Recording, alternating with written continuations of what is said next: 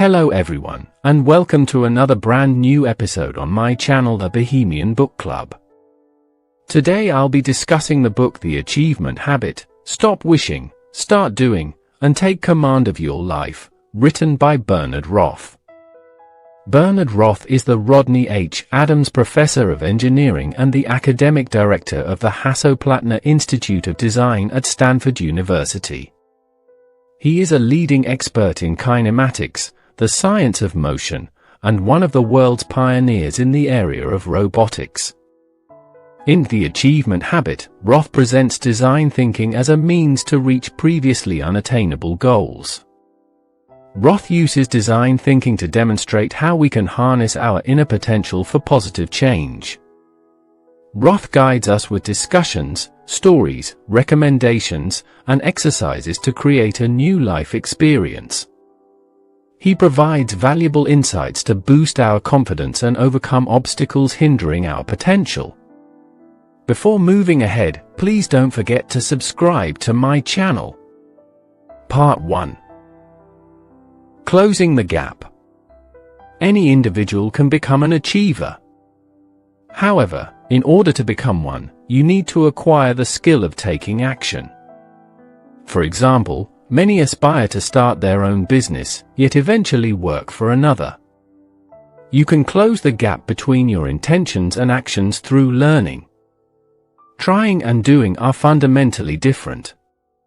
For instance, attempting to snatch something from one's grasp results in failure, as the individual anticipates your move and tightens their hold. Had you snatched the thing right away instead of trying, the other person wouldn't have had the chance to resist you. You are the only obstacle in your path to great achievements. All else is either an excuse or a mental barrier. Only you have the power to make changes if you're unhappy with any part of your life. Problem solving is a fundamental aspect of life and should be embraced.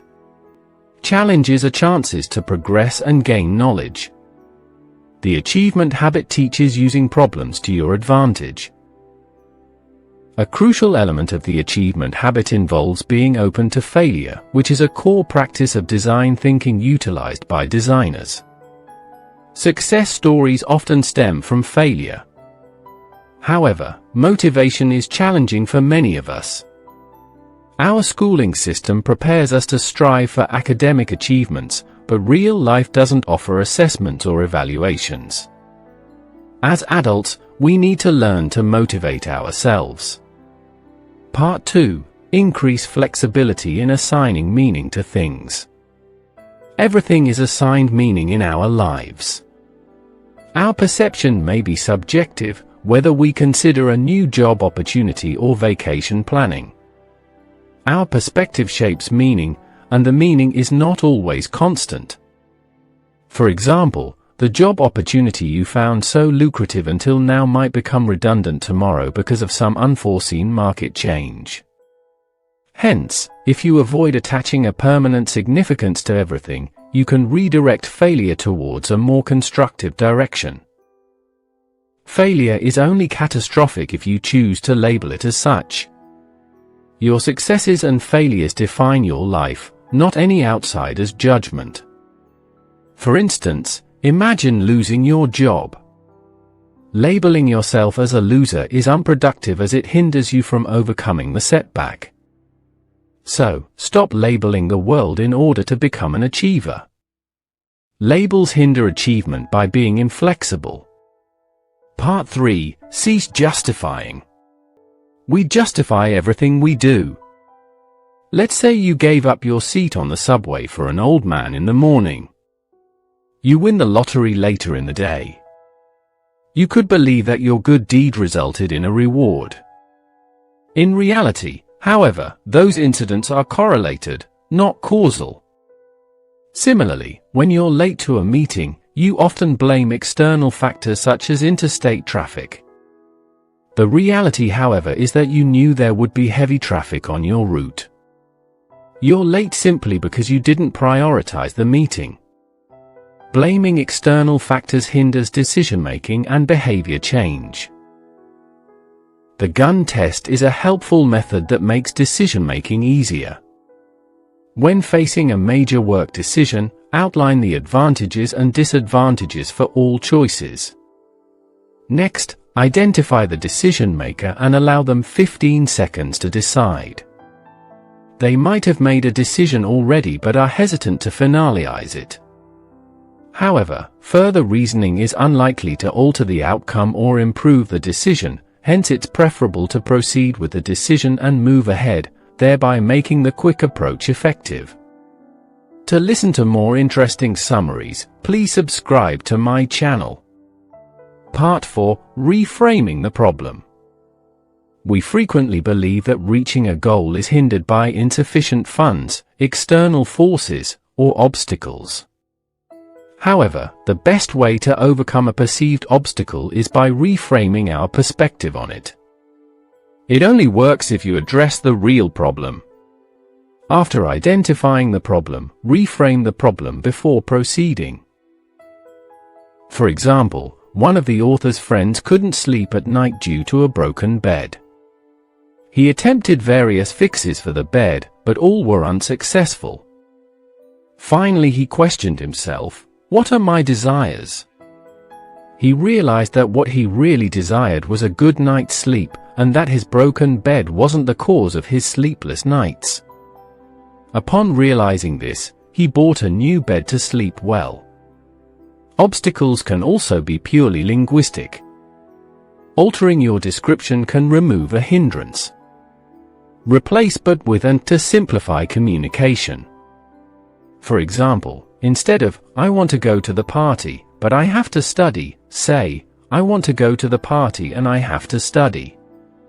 Using wanted instead of have to can also motivate us more to do something. Part 5: Achievement is more about teamwork. You will likely require assistance to accomplish anything. Find achievers with similar goals and seek their assistance. You don't have to follow in their footsteps, but you can definitely take inspiration from them. Also, consider the negative qualities as well, not just the positive ones. Learning from others can sometimes turn into networking. Share your ideas genuinely and seek authentic friendship instead of maintaining a strictly professional facade. Strive for real human connections rather than exploiting people to advance in life. Get to know the people around you. Don't hesitate to share your ideas and resources with others. The working world doesn't always support cooperation and creativity. Modify physical conditions, such as arranging seated circles during meetings, to surpass those norms. Transition to a flat hierarchy for enhanced open and creative exchange. Allow for playtime within a professional setting. These steps will improve the end result for everyone. Part 6: Imagining yourself as an achiever. What's your self-opinion? Are you an achiever? You should definitely identify yourself as one. Achievement depends on how you see yourself. If you identify yourself as an achiever, you'll achieve great things quickly.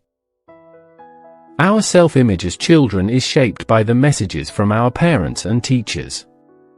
As grown-ups, we must take full responsibility for our self-perception.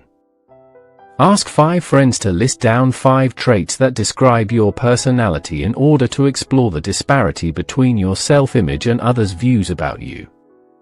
You'll find both similarities and differences while comparing their responses and your list. You'll want to retain some characteristics and change others in that overlap. Understanding your intentions is important as well. What's your goal? It's more challenging to pinpoint your life objectives. Don't be too inflexible about your life's path, but still maintain a basic idea of what you want.